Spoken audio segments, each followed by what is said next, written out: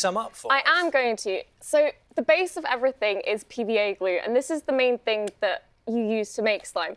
It's just really easy. You add a tiny bit of this, but this can be quite hard, so we just want to add a tiny bit of lotion as well. Can we, so we can see, can we get a shot inside there? There we go.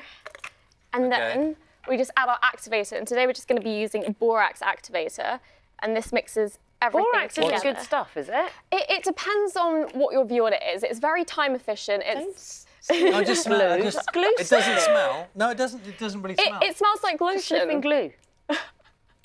It's PVA glue. It isn't the same thing. So you're mixing it up now, I am? Yeah, and it just starts pulling together. It was originally really, really gooey, and it's still pretty much there. Can you make it a better colour? Yes, you can add some paint in. This is like Blue Peter, isn't it? You're very Like good, Blue Peter. Charlie. So you're going to mix that through? Yeah. And clearly at the moment it's the wrong consistency. Yeah, so what happens is the PVA in PVA glue is a polymer chain, and when borax powder is added into water, it releases ions, and when this mixture is added into the glue, it basically joins onto the original polymer from the PVA glue, and everything just mixes together and makes a big semi-solid. Can we say, so this is something obviously that can be done at home, but you do need to be, there are a few health and safety things you need to be aware of. So if you could have allergic reactions to the PVA glue, it's quite, gummy on your hands, whatever, you need to be quite mindful of this and borax. So this is something that should be done with an adult or a Charlie. I think that with anything you have to be cautious on allergies, but PVA glue is used PVA glue is used in schools, and it's not a particularly hazardous thing to make with the lotion and things like that. The only thing, sorry. I think you just squirted me there. The only thing that you have to be cautious about is the activator you use. But you can use Kershaw's laundry starch, which is just things that you use on clothes, and you can use Ariel detergent. So it doesn't have to be borax. I just find that borax is the easiest. Oh, it's pulling together. Is it just time? Yeah, How long does it normally take? Normally about 5 minutes.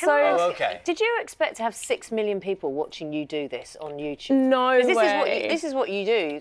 This is my full-on job now, and you never expect making slime. Yeah, you never expect it to get to this level, but it does, and it's just absolutely insane. So once it gets to this stage, this is where it gets a bit messy. So you have to stir it up even more, and as you can see, it's pulling away from the sides, and then eventually it starts pulling together. I think it's going to take a bit more time. Can I be the boring adult type Go ahead. in terms of how easy is it to get out of clothes? What happens? Does it get stuck in your hair, etc., etc.? No. If it's put in your hair, it's just PVA glue, so you can wash it out. It's very, very easy. And to get out of clothes, it depends on what paints you use, if I'm honest. This one is just a standard one from like a local supermarket, so it's really, really easy. What's the best thing you've done with slime? You just have to keep stirring it. Thank you. Well, it's actually really fun to make sounds with it, and I think that's why people enjoy it so much. Yeah. What sounds? So, and this one isn't pulling together particularly well, but I blame Charlie. Listen in. That's not a sound. It's not making much noise. Well, It's not pulling that'd be together. But normally, what happens is it pulls away from the sides when you start mixing it a bit more, and then you can start stretching it. Into it, Charlie. I think we've got the wrong consistency. Yeah, I think maybe this. No, it wasn't me. I made some pre-made solution. It was you. It was all your hard work. You, Charlie, you messed it up. Well, it looks more like a sort of icing mix at the moment. Yeah, doesn't it? so let's be honest. What we would need is more borax, but I just didn't want to bring too much on the show because it takes a bit of time to mix it all in. But once you mix it in like this, as we can see from making the mixtures and seeing the clips before. So this is the moment where you say that thing, here's what we made earlier. Here's what we made earlier. Really perfect ones that point to the screen. But normally it pulls together and you can stretch it out and you can basically mold it and make lots of sounds with it, and it becomes really stress relieving. What kind of sounds? So it makes poking sounds, crunching sounds. You can trap air in it, and like you said, you can make that thing if you want to do a bouffant over your hair, things like that. And it's just really fun. Some people actually like to make bubbles, then climb under the bubbles and pop them. So it's quite exciting. I think you should thing. set up a slime fun house. What, like activity days? Like for proper birthdays? big, house you could go under the bubbles of slime. And I think you should employ Charlie as your working elf to make I think all your this was slime. a valiant effort for your first attempt.